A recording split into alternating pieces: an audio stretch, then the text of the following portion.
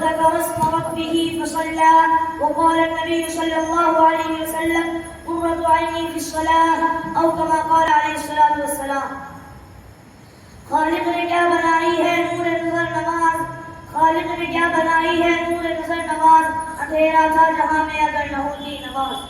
اے مسلمانوں، بحر غفلت یہ تیری ہستی نہیں، بحر غفلت یہ تیری ہستی نہیں، دیکھ جنت اس قدر سستی نہیں. حاضرین اکرام اور حضرات علی احتشام، آج مجھے اجازت دیجیے کہ میں مذہب اسلام کے سب سے اہم رکن پر روشنی ڈالوں کہ وہ اتنا اہم رکن ہے کہ قرآن کی سینکڑوں سے زیادہ آیات میں اس کام کرنے کا حکم اور تاکید آئی ہے. کوئی پیغمبر ایسا نہیں جس کو نماز کا حکم نہ دیا گیا ہو اور اس نے اس کو اپنی امت پر پیش نہ کیا ہو. حضرت زکریا علیہ السلام کے بارے میں قرآن کہتا ہے فَنَادَتْهُ الْمَلَائِكَةُ وَهُوَ قَائِمٌ يُصَلِّي فِي الْمِحْرَابِ. حضرت موسیٰ اور حضرت ہارون علیہ السلام کو حکم ہوا اقیموا الصلاۃ.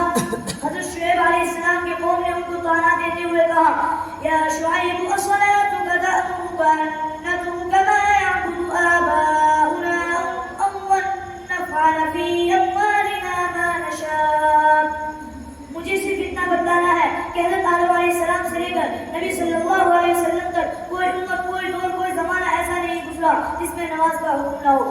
مسلمان بھائیوں، نماز کو اللہ تبارک و تعالیٰ نے دین کی کسوٹی بنایا ہے جو فرق کرتی ہے کون شقی ہے، کون متقی ہے، کون مسلمان ہے. لوگوں کی نظر میں وہ پیر ہوتا ہے جو غیب کی باتیں بتلاتا ہے، لوگ اس کو اللہ والا مانتے ہیں جو عورتوں کے لڑکا پیدا ہونے کی بشارت دیتا ہے. اور لوگوں میں بتاتا ہوں کہ پیر کی پہچان کیا ہے، کتب کس کو مانو گے، افضل کس کو مانو گے، امام کیسا ہوتا ہے. یہ کسوٹی جس کو نبی آخر الزماں شہنشاہ دو عالم صلی اللہ علیہ وسلم آسمان سے جا کر لائے، اگر کوئی اس پر پورا اترتا ہے یعنی نماز کی پابندی کرتا ہے تو پیر بھی بن سکتا ہے، تو وفادار بھی ہو سکتا ہے. لیکن اگر نماز نہیں پڑھتا تو اس کا جبہ مبہ پہننا، داڑھی رکھنا کسی کام کا نہیں. ایک جگہ نبی صلی اللہ علیہ وسلم نے فرمایا بین العبد و بین الکفر ترک الصلاۃ. بندے اور کفر کے درمیان صرف نماز کا فرق ہے. اولاد کی تربیت کرنے والوں اور تم بھی نبی کا فرمان سنتے جاؤ. نبی صادق المصدوق رحمۃ للعالمین صلی اللہ علیہ وسلم نے فرمایا کہ جب بچہ 7 سال کا ہو جائے تو اس کو نماز کا حکم دو، اور جب بچہ 10 سال کا ہو جائے تو ترک صلاح میں اس کی پٹائی کی جائے. امام سلیمان خطابی جو میرے وقت کے جلیل القدر عالم ہے فرماتے ہیں کہ یہ حدیث اس بات پر دلالت کرتی ہے کہ اگر بچہ اس حال میں بالغ ہوا کہ نماز نہیں پڑھتا تو اس کے خطرناک نتائج برآمد ہو گئے. آج کے دور میں پہلے تو بچے کو پیار پیار میں بگاڑ دیتے ہیں، پھر شکایت کرتے ہیں. لوگوں، نمازی بنو اور اپنے متعلقین کو نماز کی طرف بلاؤ. نماز چھوڑنا بہت بڑا گناہ ہے. جان بوجھ کر نماز چھوڑنا کتنا بڑا گناہ ہے. ایک مرتبہ حضرت موسیٰ علیہ السلام کے پاس ایک عورت آئی اور حالت اس کی یہ تھی کہ چہرہ زرد ہو رہا تھا، آنکھوں سے آنسو بہہ رہے تھے. کہنے لگی اے اللہ کے نبی، میں ہلاک ہو گئی، برباد ہو گئی. حضرت موسیٰ علیہ السلام نے دریافت کیا کہ آخر کیا ہو گیا. اس نے بتایا کہ مجھ سے ایک زبردست گناہ کا شکور ہو گیا. آپ اللہ تبارک و تعالیٰ سے دعا فرما دیں تاکہ اللہ تبارک و تعالیٰ میرے گناہ کو معاف کر دے.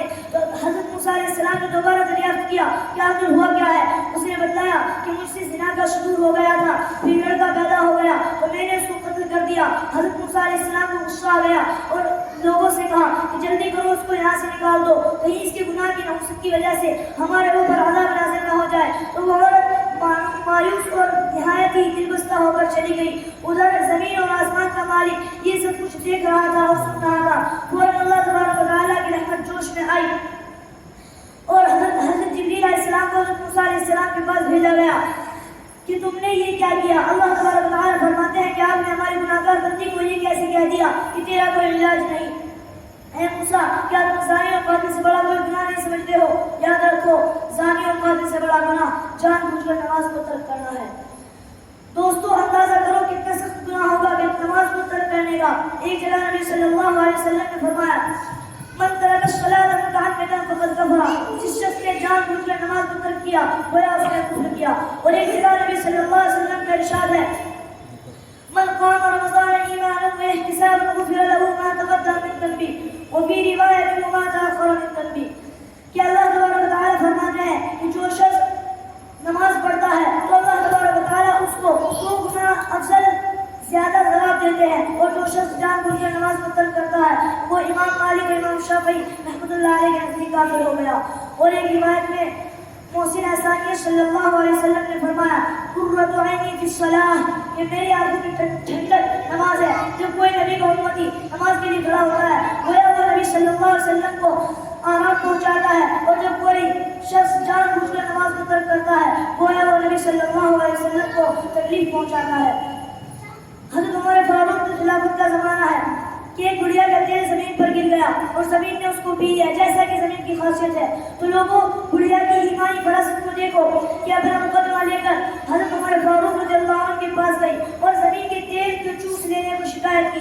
تو حضرت عمر فاروق رضی اللہ عنہ نے ایک کاغذ پر کے ٹکڑے پر کچھ لکھ کر دیا اور کہا کہ اما جہاں تمہارا تیل گرا ہے اس کو وہاں رکھ دو.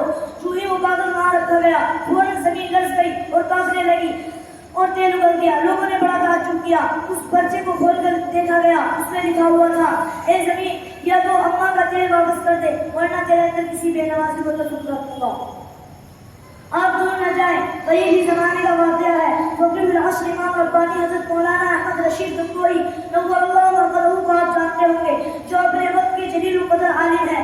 ہندوستان کے نہیں بلکہ بیرون ممالک کے استفتاء ان کے پاس آیا کرتے تھے جن کے حضرت علمی اور تحقیقی جوابات بھی دیتے تھے. موصوف ایک مدرس کی حیثیت رکھتے تھے, اہل عیال بھی رکھتے تھے. ان سب تمام مشاغل کے باوجود نماز کا نہیں بلکہ نماز با جماعت کا اتنا اہتمام تھا کہ 22 سال بعد ایک تکبیر تحریمہ فوت ہوئی. یہ شاید دیوبند کا واقعہ ہے کہ ایک مرتبہ غالباً عصر کی نماز میں ایسا واقعہ پیش آیا کہ حضرت مولانا یعقوب رحمۃ اللہ علیہ نماز پڑھانے کے لیے مصلی پر کھڑے ہو گئے اور حضرت ارشد گنگوئی کسی عذر کی بنا پر تھوڑی دیر سے پہنچے جبکہ تکبیر اولا ہو چکی تھی. تو سلام پھر کر دیکھا گیا کہ وہ عظیم انسان جو موت کی واقعات بھی بڑے اچھے انداز میں سنتا تھا اور غربت و تندرستی کی وجہ سے اس پر پریشانی کے حالات ظاہر ہیں. تو پوچھا گیا کہ حضرت ایسی کیا غلطی ہو گئی کہ آپ نہایت دل بستہ بیٹھے ہوئے ہیں. فرمایا کہ